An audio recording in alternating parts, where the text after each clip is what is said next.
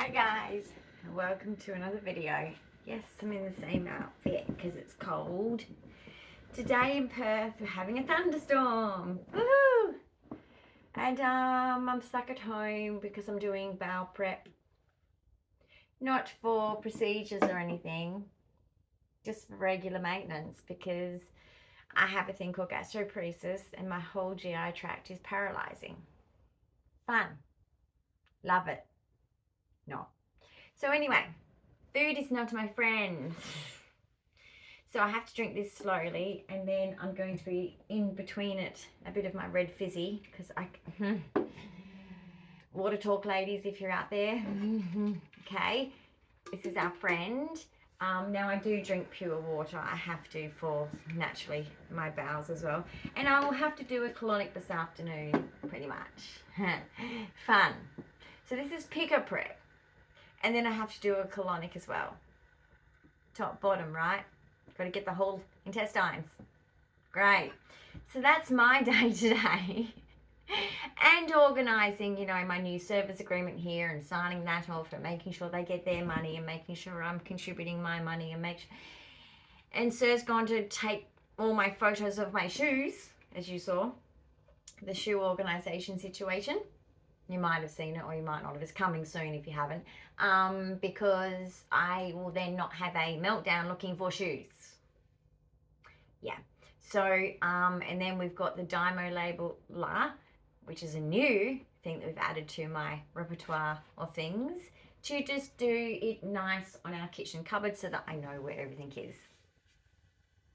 So, in my medicine cabinet, we've already done that in a different way. We've done like little bricks from IKEA that stack, and we've got it written on it. So this is a autistic problem and a 22q problem, if you want to know where that comes from. Because what I'm talking about, as you can see by the title, is our undiagnosed special needs. Yes.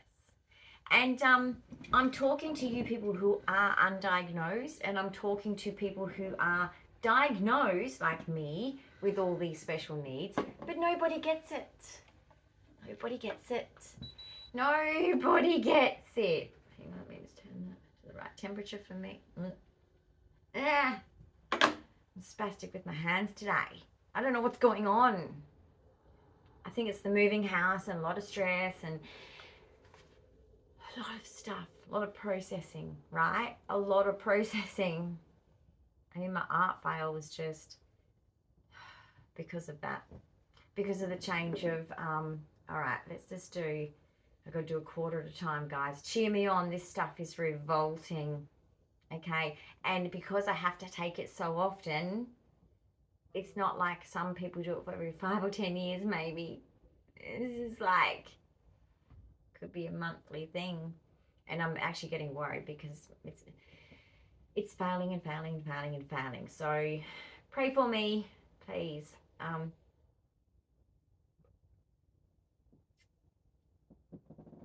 I don't want to end up with any procedures because my body stops working, basically. Like, duh, right? Anyone would want that, yeah? So, that's my air mattress making that sound. I have a pressure care mattress and it's very animated. So, my special needs. Now, I'm not going to go backwards like I have done. And if you want to see anything about my special needs as a child, I've only touched on it in videos, but I have got a video of my autism in childhood, which was quite severe, and how I evolved, and how I've evolved a lot, and how I've worked very, very hard, not only just with my own self-development in an autistic style, which is extra hard. It's not just self-development, it's plus with autism. And then I've also done tertiary studies to improve basically my intellect capacity. And none of it was easy, and it was fun, but at the same time it wasn't fun. I have 3 learning disabilities: dyscalculia, dysgraphia, and dyslexia. And the annoying thing is, see, and this is what I want you guys to know, especially if you're undiagnosed with special needs. if you have something like dyslexia, you will never know your actual IQ because there is no IQ test for dyslexics. And then add the other ones in. Think about it, right? There is no IQ test for that. Also, with my condition, on top of autism, which is why I've got autism, which is 22Q, that affects my intellect. So that's why I possibly found school impossible, and was in special education. So, except for library, art, and music and sport. And lucky for me, I have the DNA of a good eye to ball like connection. So it was great because my brother, would just randomly throw a ball my way, hoping it would hit me. It's terrorism when it's you and your brother. It's just like that. It's the brother and sister thing, and only your brother and sister knows this life. You try and actually physically harm each other on a regular basis. Especially back in my day, in the 80s. So anyway, you throw a curveball and I'd grab it and he'd be like, what? I had superpowers, guys. And when I did my ancestry DNA, the fun DNA one, the 23andMe, yeah, I've got the genes. So if I was a shooter, oh gosh, I shouldn't say those words on YouTube, I would be good. Okay, I have a good eye, a good shot, right? And I remember that because on the farm, when we had the tin cans and the slingshotting with the big rubber bands with my uncle and my brother, I did pretty good. And in those days, boys and girls aren't supposed to be good at that. I was good at that. So anyway, don't forget, even though you might have special needs and you might have learning disabilities, doesn't mean you're stupid. It doesn't mean your intellect isn't there. It's just you can't express it. Or you express it differently. That is another big thing. Ask Tony Atwood. Like Chloe Hayden says, not less, different. Okay, so basically, our brains just have a total, it's a bit like comparing an Apple Mac with a PC. You can't do that, right? They are the same. They can, they could interact if they were both at a party, the Apple Mac and the PC, they'd get along, but every now and then there'd be this incompatibility. That's the same with us. And, in a friendly way it should be. We try and work that out, but it's not so friendly, is it, towards us autistics, really? The patience of the neurotypical is selective. And only very, very, and I just want to say that to people who take us on. Tony Atwood says this too. You're very special people that accept our difference and our struggles and have compassion for our struggle and acknowledge it and see it because they actually look hard enough are very special people. Angels that walk on the earth, basically. And I want to shout out to those people because I think we should, because they're few and far between, sadly. And I don't know why, because I'm autistic and I think that everyone should get along, but that's just not reality. And social stories wise, I've learned that. But I will never feel that because I always feel inside, why can't people get along? Why can't people agree to disagree? I'll always have that problem. So let's talk about what special needs that you have that are undiagnosed so that I can help support you, because I know that we're in a monetary world and a lot of governments don't want to diagnose certain permanent special needs problems like autism, ADHD, because it's a permanent disability. So it's discrimination by the government, basically, because they can't afford us all. And then also, there's only 1% of it. There's some people that think they've got it too, but they don't. But that's only 1%. 1%. Most people, when they say, I think I'm autistic, are actually, correct. Especially in the so-called high-functioning category, which if you actually sat and spoke to them about their life story, you'd probably hear that they weren't so high-functioning or still are not really that high-functioning. Just ask Sir. Ask him what time he got to bed last night. Yeah. We Anyway, do I look like I'm turning 50 next month? No. I'm different, and I don't give a shit because I'm autistic, and that's my superpower. And so I don't care what people think. I only care about the people I love that are in my life. I care about what they think of me. And that's why I always do my best to meet their needs and their wants and make their life better because I love them. And they do the same for me. So let's get into some special needs. So I feel sorry for people who have undiagnosed ADHD, undiagnosed autism, and it doesn't matter even if you're really, really like just on the spectrum or moderately on the spectrum. It doesn't matter. It's that acknowledgement leads to, it's not about validation. A lot of people think, let me just do another sip of my medicine.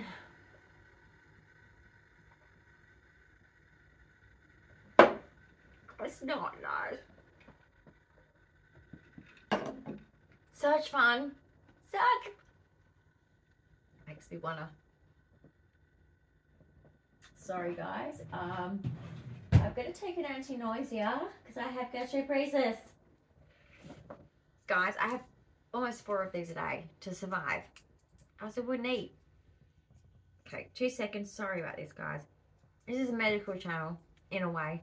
Okay, so this is so it doesn't come back up. No, I hate these days. I hate these weeks. This is the stress of moving. Not eating the right food, not sleeping well, tense,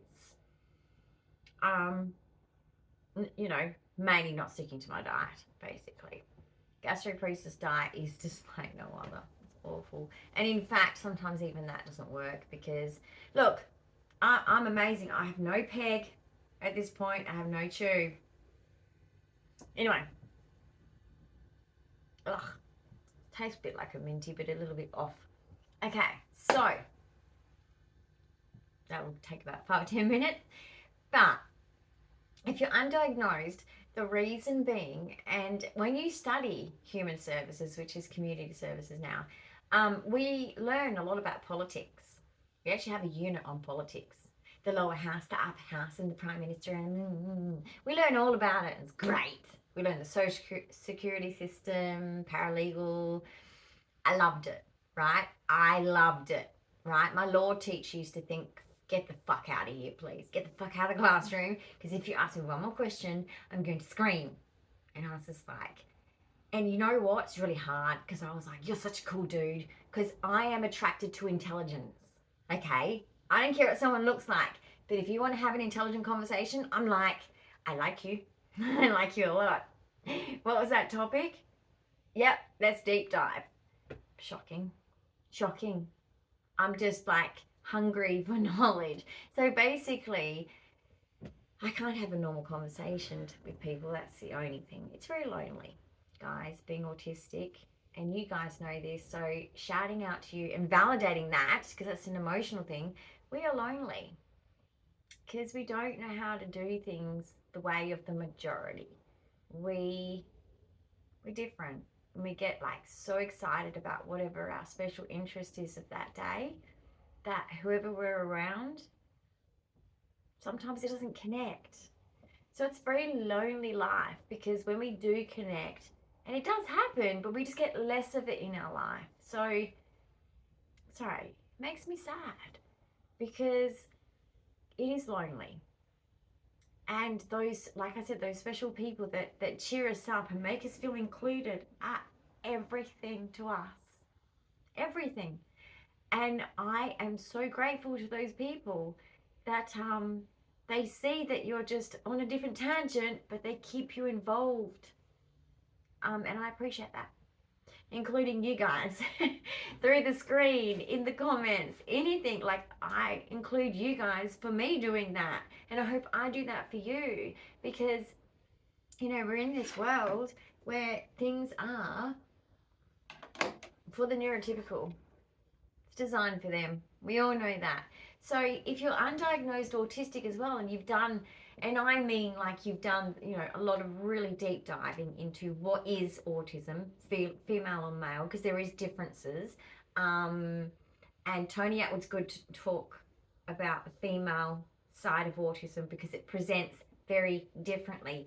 Biologically is the reason why the autism presents differently. Because for example, a male is not born with innate emotional, like, social wantings to connect in that field of emotions and social, because that's just not their job in the sense of biology, right? And this is kind of very primitive stuff. And then you got females, because we nurture the children, have the babies, we have the emotions and feelings, and we have to do the social thing. It's a bit like, think about it, right? When it comes to Mother's Day and you have to do it for your mother-in-law as well, like, and I'm not saying that as in, I loved my mother-in-law, and I would do it for both and do the same similar things because he wouldn't think about it. He's just too busy. And it's not that he doesn't love his mum. Well, loved his mum. His mum's passed away. But, of course, he loves his mum. And so did I. But it was my job because it's just, they don't think of it, but we do. Okay? And autistic females want more social, a little bit more, than males. Okay? Because the reason is we're born with innate skills, lucky for autistic females, because we're nurture babies and we're built for that.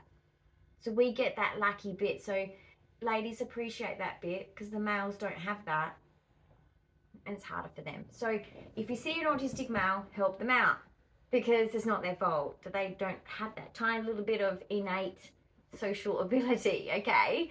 Be nice. I really feel for male autistics at the moment, and I'm very concerned for them because I feel like the world is being harder on them right now than the female autistics. But here we are talking about undiagnosed autistics. So you're all doing bad because if you don't get diagnosed, you don't get the treatments. You don't get the therapies. You don't get the education on how to manage your autism. And we're all different with our autism. You know, just because so-and-so's sister-in-law is an autistic doesn't mean that they understand you as an autistic, right?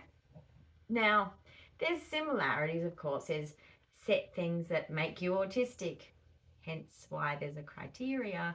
But you still got a personality, guys. So separate to your autism, you do have a personality.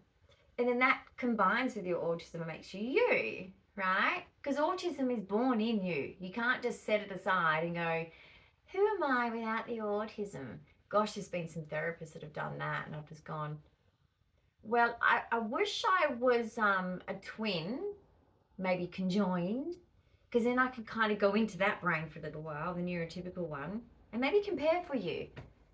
How do I do that? I have one way of operating, okay? And I am one style. I wish I had the comparison. I could do amazing things for you guys if I had that power, but I don't. I have always been autistic. I was actually talking to the lady who was doing the CT with my heart, and she said to me, my daughter's a little bit on the spectrum, and but she's undiagnosed, and you know, I'd love to learn more. And I said, Tony Atwood, get onto it. She goes, I'm going to write that down right now. She was so lovely. And you know, it's just a real hidden thing, and so you can do it yourself. But I do still recommend you get a diagnosis. And I'm not someone that can diagnose, I'm sorry, because I'm not a qualified diagnostic for autism basically. But I can share my experience, and I can empathize with the fact that you are not diagnosed, because that must suck. Because it's just not right to say, well, I can't afford you all, so we're just not going to diagnose you. Because it doesn't change the fact that you're not ADHD or autistic, does it? No. So, here's the problem. We're going to talk about that problem. So, if you have autism, Tony Atwood, male or female, He's the go-to. His books are wonderful. The ones he's written himself and the ones he recommends are very, very good, particularly the ones that he's written, okay? Because I know when I read it, I was like, this dude knows me. Like, have I been a secret study through my phone or something? He just knows how I operate. How does he know this? Oh my goodness. There's 16 types of personalities. How does he know how I operate? But he knows. He knows. And ADHD, there's actually not someone that I know of that can explain that well. But there's plenty of checklists, quizzes, all sorts of things. And if you know, you just know. But still, once again, same with that. Go ahead, get an official diagnosis and keep trying. But in the meantime, you can do things for the areas that you're struggling with. So executive functioning, study it. Go look it up. That's a special need in itself.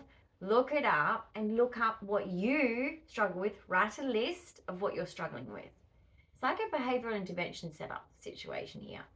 Then you go and look at my sensory issues. What are my problems? What do I not struggle with? So that you know that, I don't know, if you're designing your house, lights don't bother you, then you don't have to design your house to minimize lights. If it is a problem and it's on your problem list of sensory and you go, oh, lights just drive me crazy, then you need to design your house to not be so lit. Don't be too lit. Just only sometimes lit, fully lit, then other times not fully lit.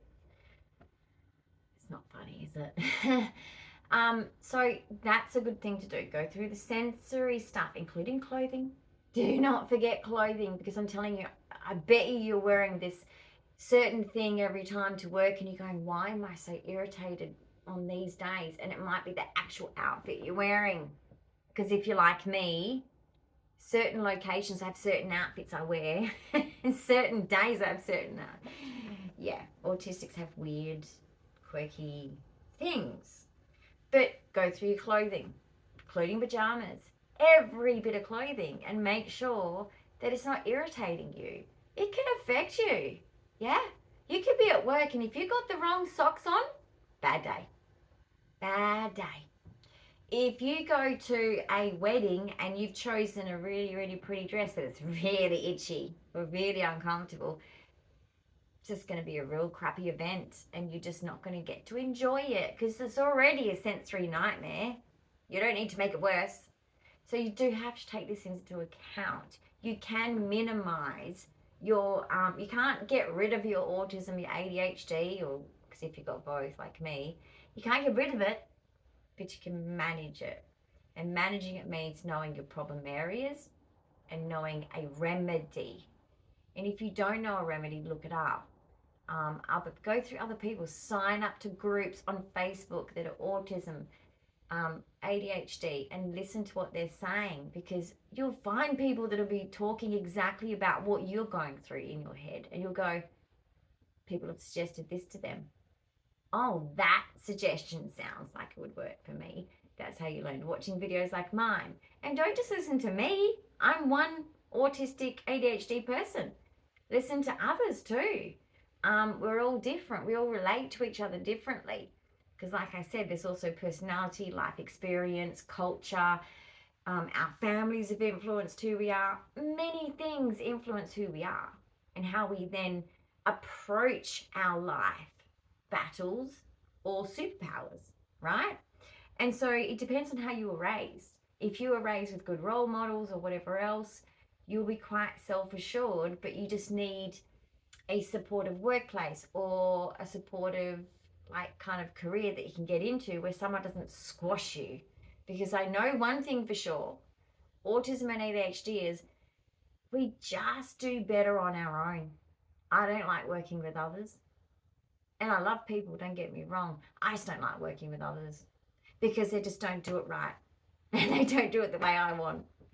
And so I'd rather run something of my own and do it my way. And I always excel when I do that, guys. And that might be a thing for you. Or you might be like, no, I need a team. I need a team.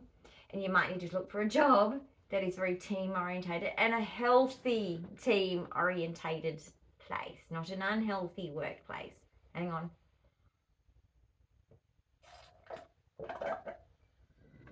Last, done. I have to have a chewy, guys, because that taste, I've had it 2 times, and I just got to see what it'd be. Sorry about the chewing. Online, it's horrible. It's just really, it's medicine, it's gross. Every medicine is gross. What medicine tastes good? None of it. Chocolate is a good medicine. Not really. I'm taking myself off it. Okay, sorry about the chewing. It's a good stem. It's a good stem. My swing's coming. So, design your house. Like my example to them. I've always made sure I've had a swing. Get a swing if it's your thing. If it's not, get something else. I don't know, might be, I went through a phase where it was a telescope. We had a massive telescope. And we were in an area where there was a lot of sky that could be accessed. Oh, it was amazing. It was amazing. We had a lot of fun. We took a lot of good photos of like the moon, and it was really good fun. So special interests can come and go, but go with them when they come. When you feel something come and it keeps popping up, just go for it. Just invest. Just throw yourself in there, because you'll learn a lot from it. And it's just, I guess it helps you through the tougher times when you have to go to work and your boss says, no, you can only do it this way. And you go, oh, this is stressful. I can't do it that way. But yeah, you have to. So when you go home, you need to make your home a place where you can go, oh, I don't have to do anything anyone else's way. And you're making sure of that. So an autistic home doesn't have to be like a neurotypical home. So look at my home. I mean, people might have china ornaments and go, that's my backdrop thing, because that's my thing. This is mine. It's just mine. It's just me. Do what's you. Don't care about what other people think. You're the one living in your house. When I did interior design course, the first thing we learnt was zoning. In the sense of, one, having zones for things, having areas that are, this is the craft area or room, this is the office, and that's it, and keeping it to zones. But it's not only that, it's also about designing a house that suits you. So if you're not big into TV, don't have a TV room designed for TV watching. Duh. If you're into reading, make yourself a nice library in your home with a really good chair to read the books in or something. Design your home to suit your special needs. Now, in Australia, if you need funding for these things, there's the NDIS. Now you've got, of course, got to be eligible and all the rest of it. They can help with some things that you need for your special needs. And when you're undiagnosed, this is why I encourage you to keep applying for NDIS. If you get rejected, apply again. If you know you are eligible, reapply.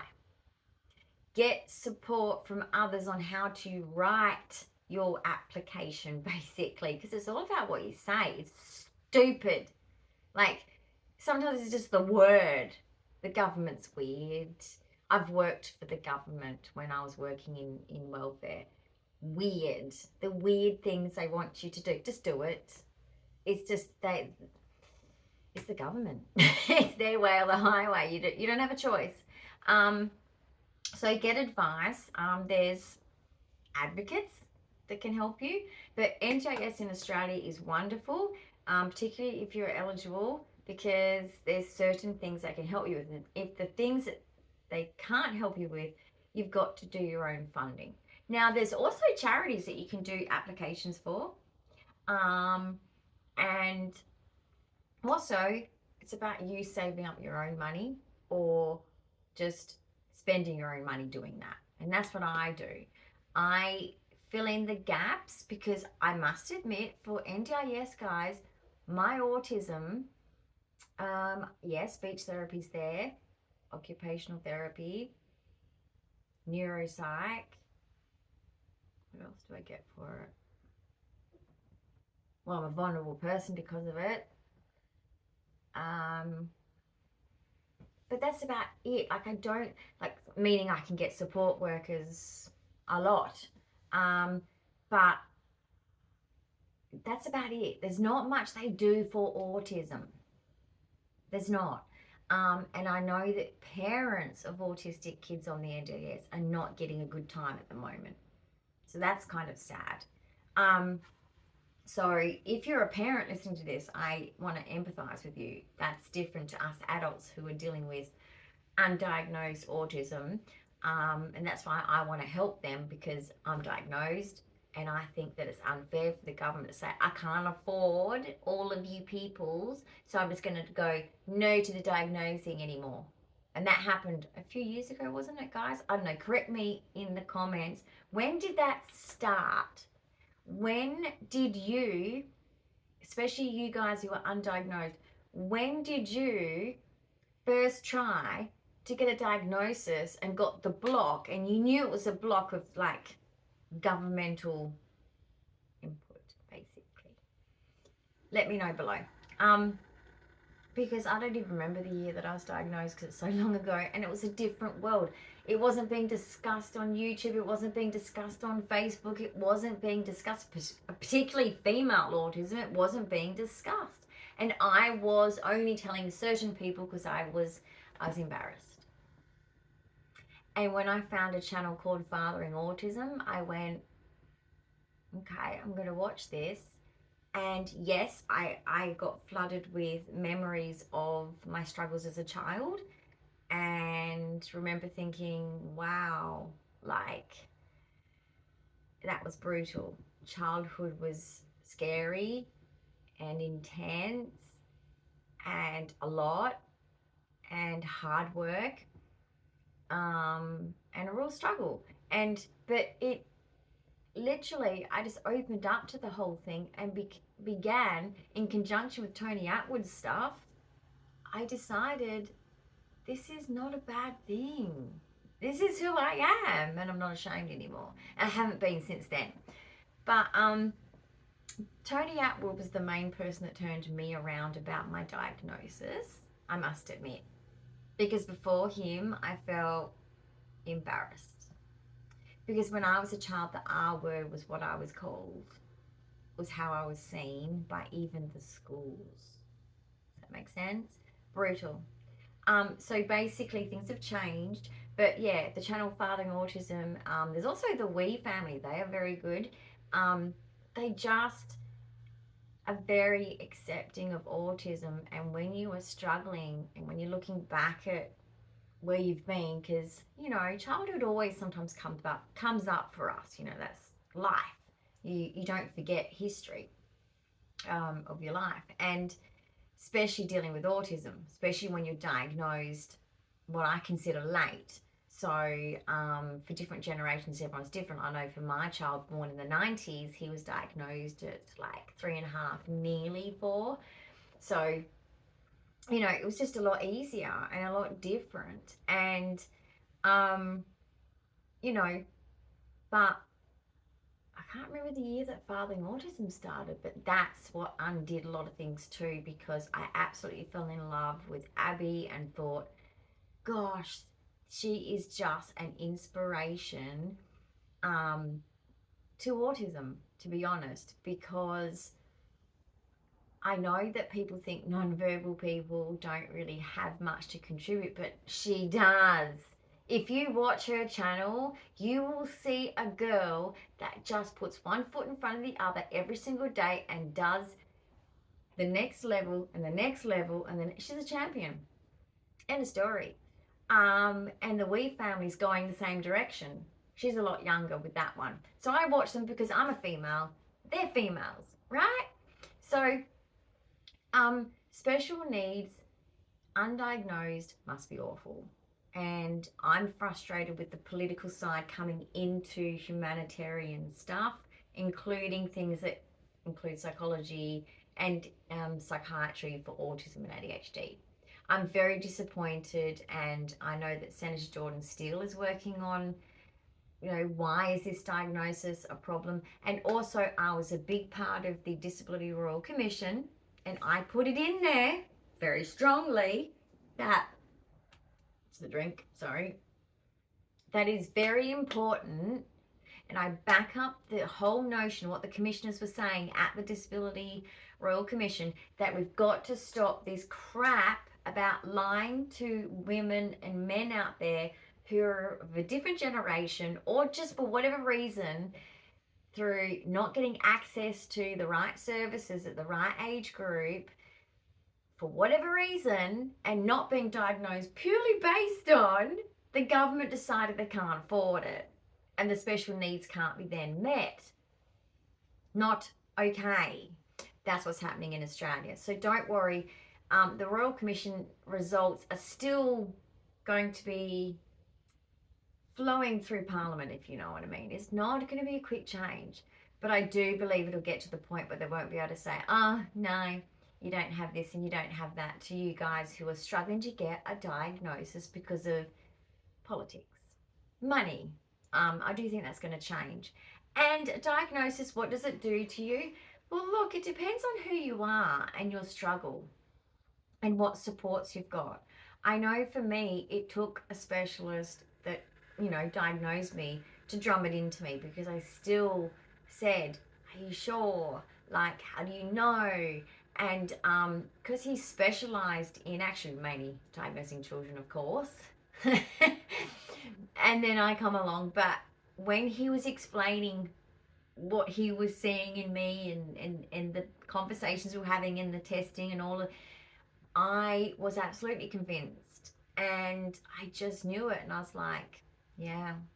And then when I started to turn towards social media as that came along, which I had to wait a while because it wasn't happening when I got diagnosed, I started to see it unfold, and I would be like, wow.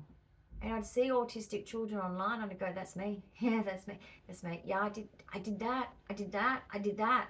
And you realize, yeah, I was different, but I didn't see it from a point of view of, and it's not my brother's fault or my family who didn't know what I had, but being called stupid or the R word or whatever, that became distant, and I started to see these kids and me and going, oh, I'm just a normal autistic. That was just autistic behaviors. There's nothing wrong with me. I'm just autistic.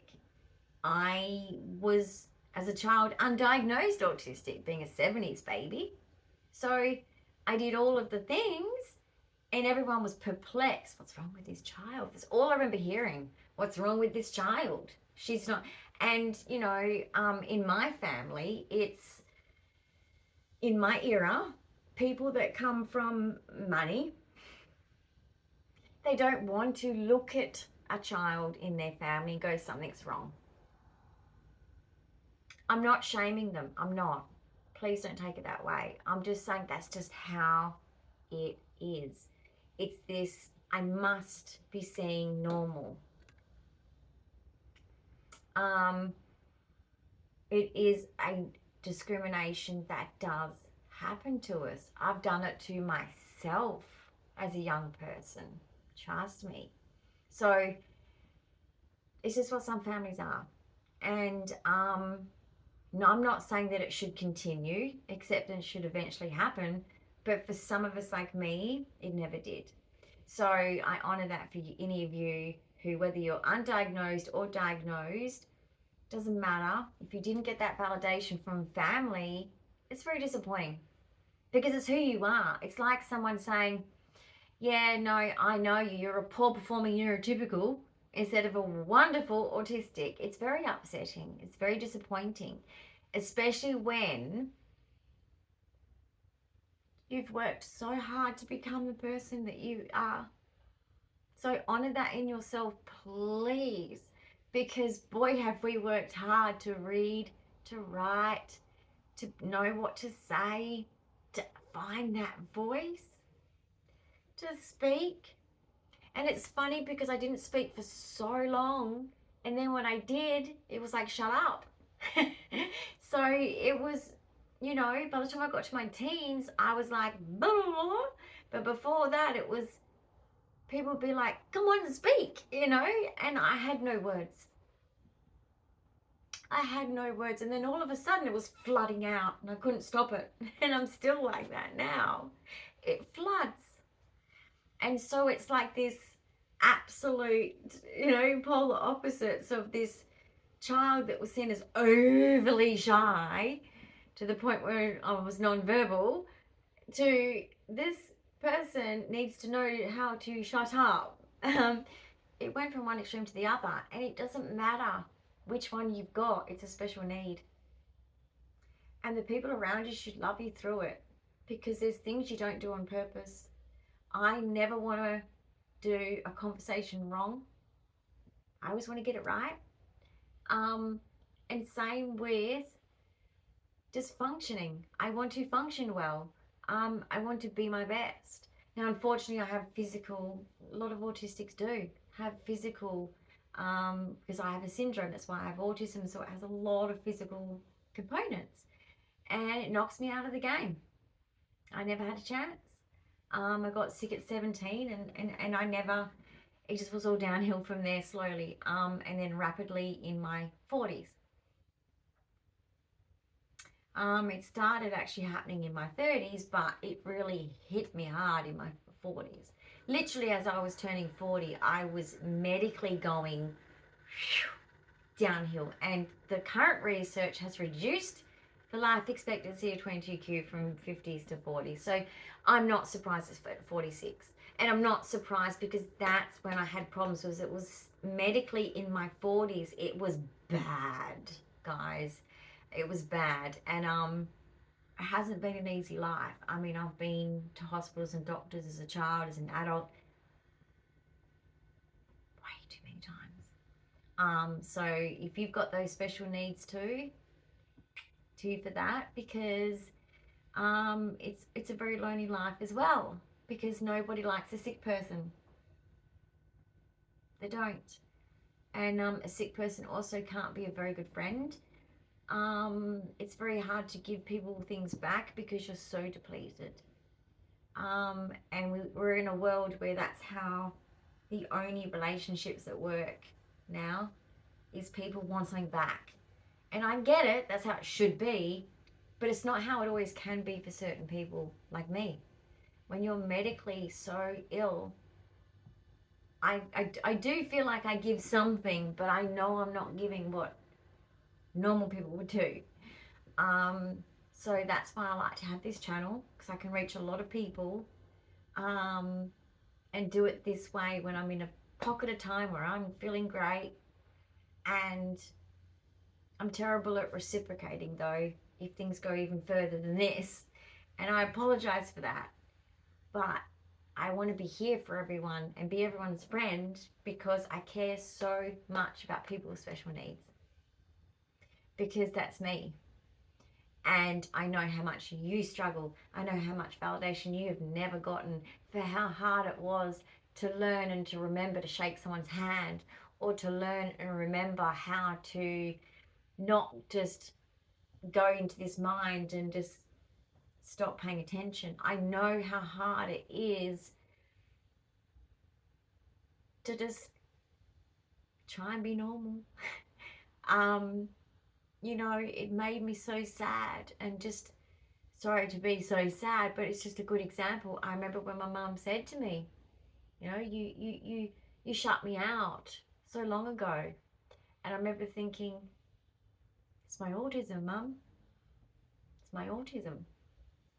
And that's really sad for my mother. And I have to honor that, even though I'm the autistic, it's not my fault, but I have to honor that for her, because she didn't get a daughter that's normal, and she wasn't told this in the autism sense, so she missed out. And I know that that might be seen as superficial to people, but look at life, guys. Okay? Every other mother was doing it. Why wouldn't my mother expect it? So you have to hold space for that. You have to be understanding to someone else's perspective. And I know as autistics, we have to really dig deep and do social stories and self-development to learn what another person's feeling because of our autism. It's very hard. And it's hard because we've hurt a lot of people without even knowing. Because our autism makes us so in here, we just don't read their body language. We don't realize if someone is not okay. And we might say something so autistic, it might hurt. And then we don't see the body language or the response, and we don't read it, and we miss it. And we don't intend to. So when you're undiagnosed, I can imagine for you guys that are undiagnosed is even worse, because people are like, you're a terrible person, but you're not. So keep that in perspective, because you're not. You are a struggling neurodivergent person who is probably going to be delayed in some way. I know for me, the delay is pretty huge, and it's affected my life massively with relationships. And for females, that sucks, but guys, that's what I want to give space to you men, is you guys suffer more with that component. And if you ladies want to come for me, that's fine, and you can have a different opinion, but that's how I feel. My deep concern is for the men, because when they don't see things and read things and notice things or whatever, people are hard on them, really hard on them. So please, women, just make sure that we look after our cohort of autistic males, undiagnosed and diagnosed, whatever. It doesn't matter here. In this discussion, it doesn't matter. Your needs matter. So meet your needs, guys. I recommend you write a list, you work it out, but go ahead with getting diagnosis. I still recommend getting good diagnostic people to work with. Highly recommend you doing that. And apologies for how Australia's behaving with neurodivergency, because it's not very good. Jordan Peterson knows this. He's working on it. That's great, but it's probably going to take time. The economy is pretty crap. But just know that please be kind to yourself, especially if you're undiagnosed, because you're probably going, oh, I'm just failing at everything. You're probably being really hard on yourself. So please don't. Okay? Stop it now. Even if you're not neurodivergent and you're that 1%, if you're struggling, you're struggling. You got needs. They need to be met. So always, I'm a big believer on meeting them first. But if you can't, there's no harm in asking help from others. I've found that hard. But I've had to. When my medical went, I had to. And I had to become that person that not just, I used to think, oh, you got to go pay someone to do that. No, I've actually now been able to say, these are my needs, help, because I've done all that I can myself, and I've hit that point of can't do anymore. Don't be afraid to have support from others. Some of us feel, no, I should just be doing better. I've come so far, I should just be doing better. Don't forget that you're autistic too. Don't forget it. Or ADHD, or both. Don't forget it. Give yourself kindness about it, because you don't outgrow it. There's times of regression. I'm suffering a lot of that. And I'd say my seizures are the biggest cause of a lot of regression in me, in physical things as well as my autism and ADHD. Not to mention menopause. I'm over that now. But ladies, your anxiety, even if you're not neurodivergent, in perimenopause and menopause, you are going to have a lot of anxiety. And we're all telling each other now because they're all fucking not telling us. Liars. Okay, so if you speak to a doctor about it, you say, well, I'm going through some hormonal changes and I have some anxiety, and it doesn't mean that I'm a crazy lady. It means that I've birthed children, right? I've raised taxpayers. You're welcome. And now I'm going through menopause. You know, you go through perimenopause, then you go through menopause. Okay, just say, I have worked hard. That's a job. Being a mother should be, if you're doing it right, a full-time job, because you are developing a character in that person to be their self.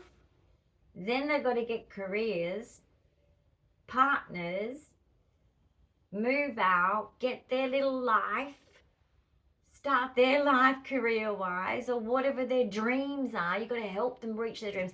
You also got to be there if they need you. I'm on call 24/7 still until I'm dead. So, you know, just say to the doctor, yeah, I'm bloody anxious. I'm going through, whether you're going through perimenopause or menopause, okay? Own it. And say it's a badge of honor, doctor, because, yeah, you know, I've got however many kids you've got, and brag about what they're doing because you did that. I mean, look, they did a lot of it. They did a lot of it. Our kids did a lot of it. They did a lot of it.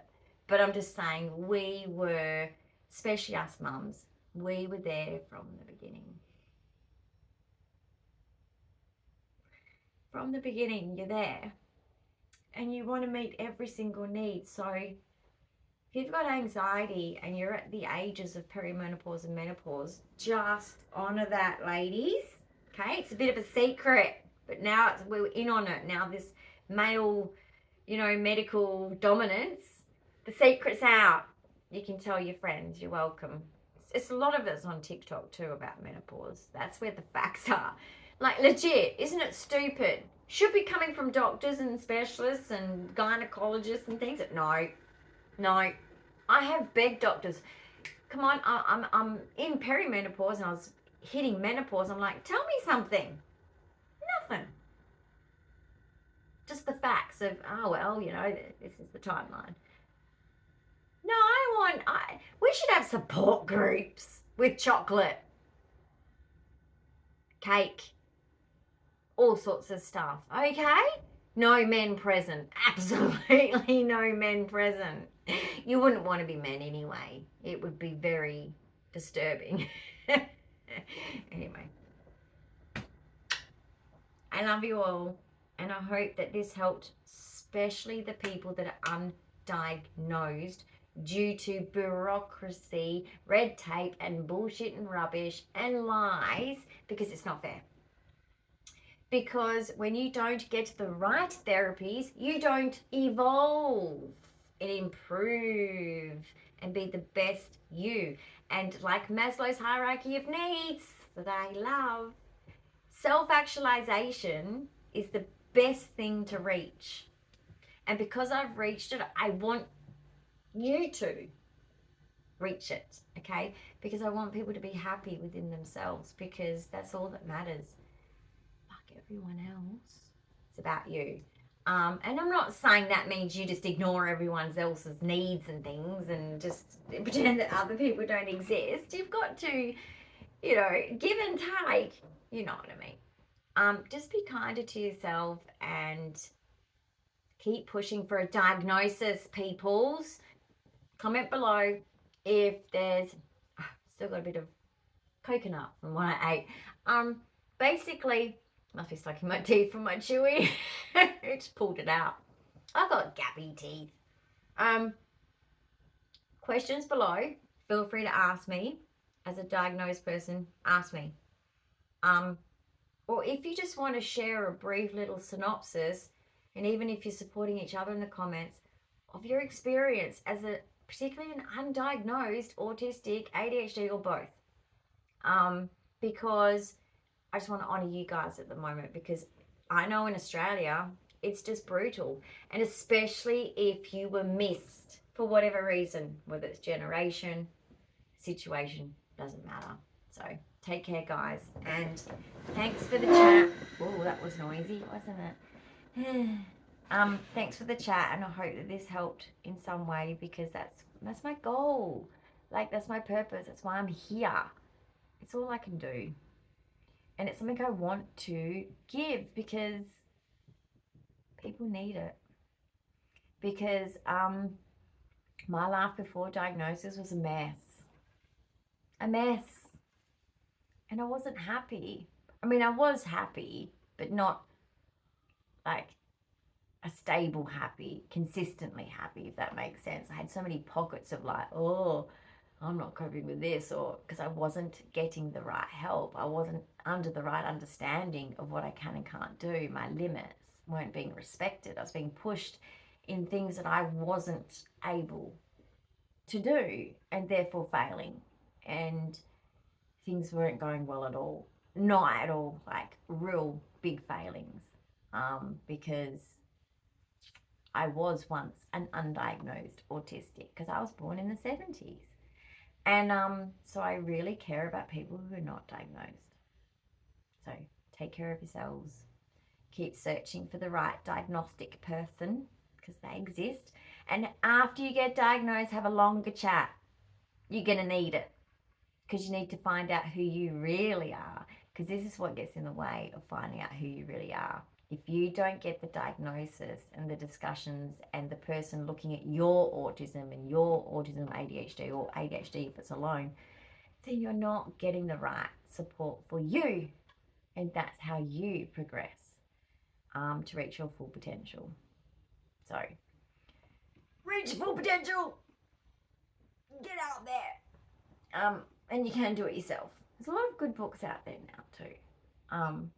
But I wish you the best in whatever you try. If I've inspired you to take a step in some direction, I hope it succeeds. Okay? Bye. I love you all. See you later. Bye.